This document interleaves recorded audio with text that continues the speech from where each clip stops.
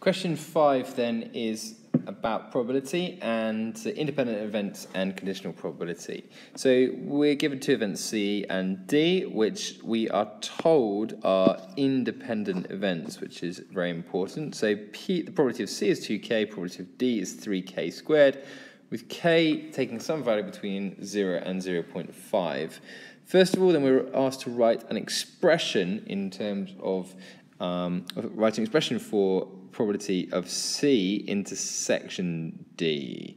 So, if they are independent, we know that C intersection D can be written as the probability of C multiplied by the probability of D, which will equal, therefore, 2k multiplied by 3k squared, which is going to give you 6k cubed. In part B, it says, given that C intersection D equals 0.162, find k. So this value here then is 0.162, and we know that that equals 6k cubed. So we can therefore divide through by 6, and we are left with x cubed is equal to 0.027. So if we then take the cube root of that, or 0.027 to the power a third, we will end up with k, which equals to 0.3, and we can just check that is in our range there. For part C, there is an easy way and a hard way of working this out. We're asked here to find the probability of C dash given that D occurred. So C dash here is the probability that C doesn't occur given that D has occurred.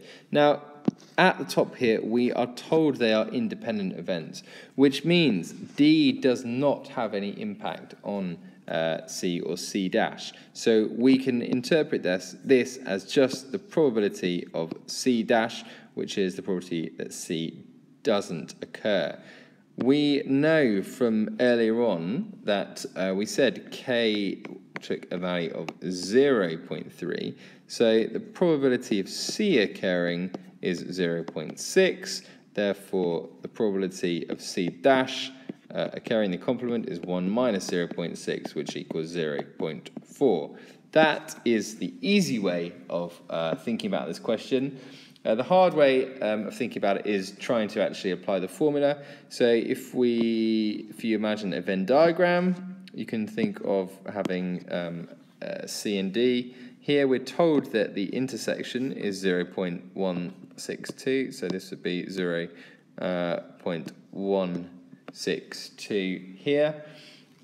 The probabilities in the formula then, probability of C not occurring given that D occurred would be the same as the probability of C dash intersection D over the probability of D occurring.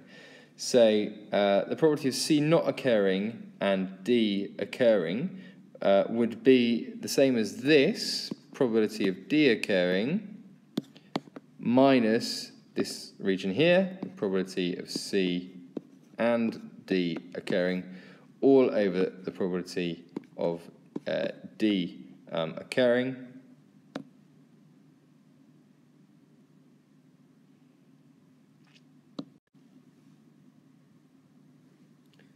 The probability of D occurring, we know up here, is 3k squared, so that's going to be 3 times 0.3 squared minus the intersection we're given up here is 0.162, and we're going to divide that by the probability of D, which we said was 3 times 0.3 squared.